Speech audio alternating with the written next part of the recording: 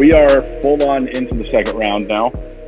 One team's already moved on, so we'll start with them. The Phoenix Suns. After we all kind of bashed them, we're all like, oh man, damn, they run into the Lakers. They're not going to get out of the first round again. Well, Chris Paul and the Phoenix Suns swept the Denver Nuggets pretty handedly, I'd say. It was not very close. I think let's talk about Phoenix first. They're playing great. I mean, we talked about it with the Lakers when they play in the Lakers. It all kind of comes down to DeAndre Ayton, and he's playing great right now. I don't know I haven't assigned anything. We're just going to have everybody kind of shout out. Phoenix Suns, are they the team to beat in the West now after that pretty handed showing of the Nuggets? I believe so. Traden said the Nuggets were going to win in 5, and I was like, the Suns are going to win in 5. The Suns won in 4, so fuck you, Traden. Fact of the matter is, Chris Paul is playing at a level we haven't seen in a very long time. This last game 4, he scored more points. I think he had 30 plus, but that's the most he scored in a game in like 5 years. Like Chris Paul has been going off. D Book is doing well too, and so is DeAndre Ayton, like you just mentioned. The fact of the matter is, we're seeing right now the top team, the Utah Jazz, they have their deficiencies. When Donovan Mitchell isn't playing well, they struggle. And Donovan Mitchell right now has a minor ankle injury, Tyler, because they never completely healed because it takes 38 weeks or some shit. And so he's only 40% ready to play for this game. But he re-injured that ankle. He plays horrible defense when he has an injured ankle. And right now they're down by 25 plus points to the Clippers. The Clippers, on the other hand, the other team that kind of is a threat to them, they're not doing very well either. They continue to lose games because they're just not making the right decisions. And so they play in clutch situations. And it kind of just leaves the Suns to be the Suns. The Suns play their game. They shoot the 3. They have good ball movement and good leadership. Monty Williams is a forgotten coach who's really good. This guy is going to lead this team to victory. Like, the Suns don't get enough respect. The Suns are really good. They're the favorite from the West for me, even though I picked the Clippers to begin, and I'm going to go with the Clippers, but logically speaking, the Suns are better. Yeah. I mean, I think they made that well and clear. I mean, the Joker got swept, guys. I mean, I had said that they need the Joker to obviously win, and he played his game, but Phoenix just outplayed them. Like they had everybody chip in, and like you said, DeAndre Ayton's playing very well. Chris Paul was automatic. That's the guy said when I watched the sweep. The guy said it like 5 times on the broadcast. Chris Paul is automatic. I'm like, dude, I get it. And then you actually watch it. He's like, okay, yeah, he's automatic. Like he's not. He's unstoppable right now, and it's very fun to watch.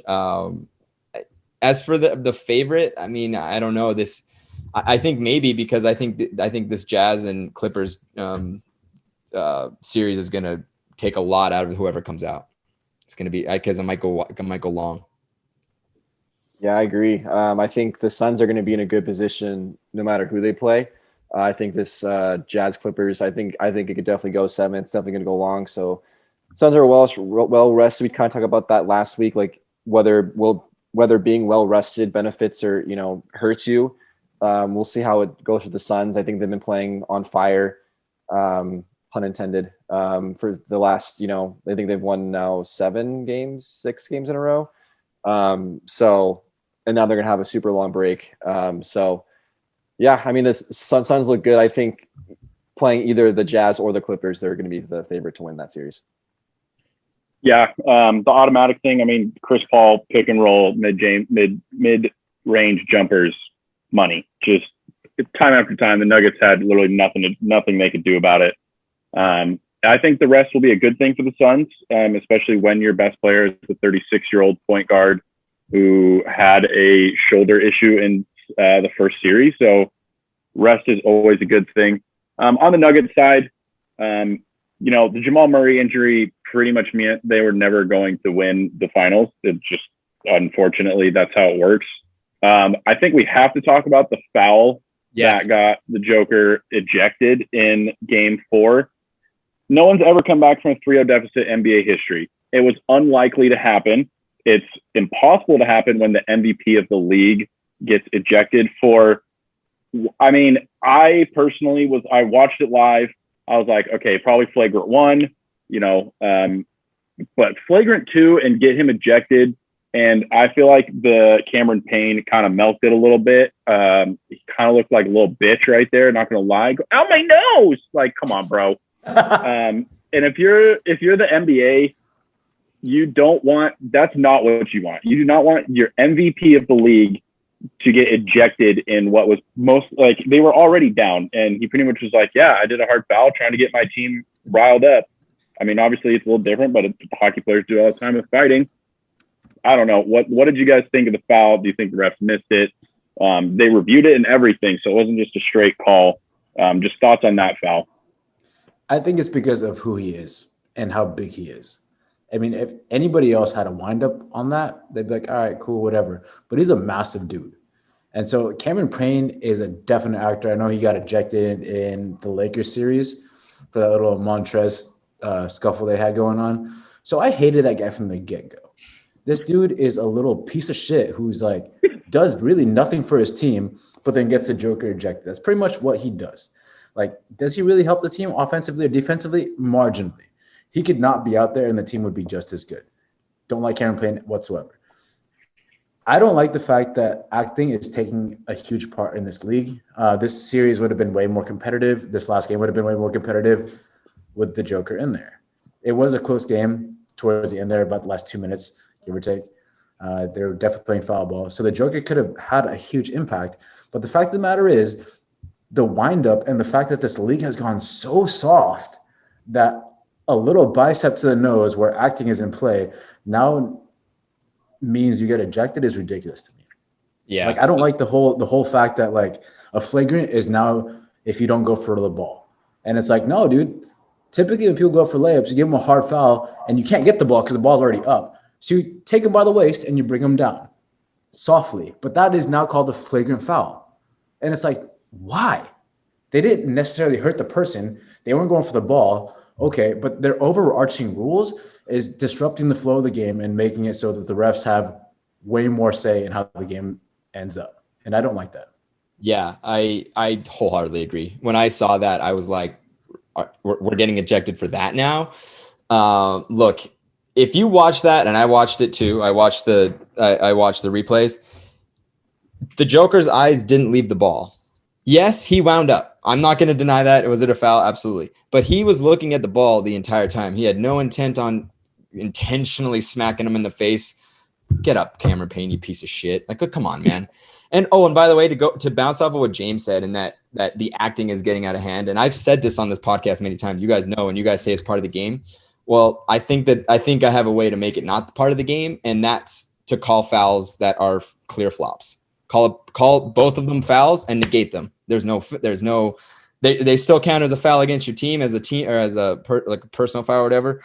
But there's no free throws. There's nothing. It's a negated foul. You flop like a little fish. Fuck you. You're getting a foul too. Because it's fucking bullshit, man. Like, Cameron Payne, get up, dude. Are you serious? I've seen much worse in baseball, and they're not even that close to each other.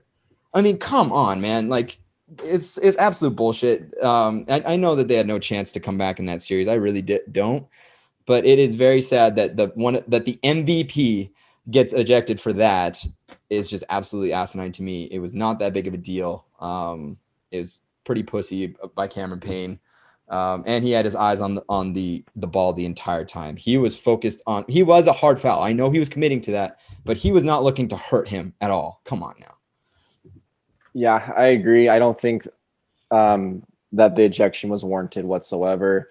It's one of the things about NBA. You know, I do love basketball. I love watching it, but the NBA in particular, for whatever reason, is starting to get a little bit soft, which is difficult to watch. I like to see guys, you know, kind of go at each other, you know, and it's a physical game. You know, sports are supposed to be physical.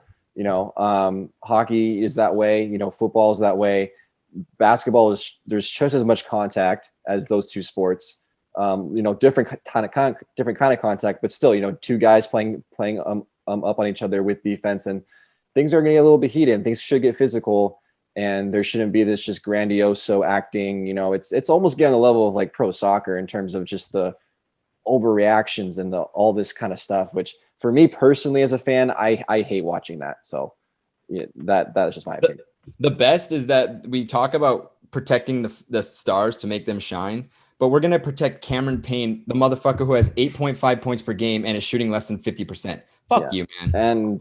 And just eject the MVP. Like, I don't. Yeah, exactly. I don't get it. The tough part about that is that Jokic is kind of built. He doesn't look kind of built, but his biceps are pretty big, right? So if Cameron Payne committed that same exact foul, his biceps would be so small it wouldn't touch the Joker's nose. So now you're penalizing a guy for having muscles. Yeah, that ain't fair. Yeah. Yeah, Traden. So the flopping thing, you can get fined for it. It's very rare that the NBA will fine you for flopping, but you can. I mean, the fines are nothing though, man. It's like what? I'm just at least it's something. True. But yeah, I kind of like your idea. It's like if you guys watch The Last Dance and like watching what kind of basketball like MJ and Isaiah Thomas and like the Knicks and that and in that time frame played, every single player on every single one of those teams would get ejected for a flagrant 2 in today's game. Like we would end up being a 0-on-0 game and the fans just be staring at an empty court with the ball just sitting in the middle. So I didn't like it. I guess it is what it is at this point.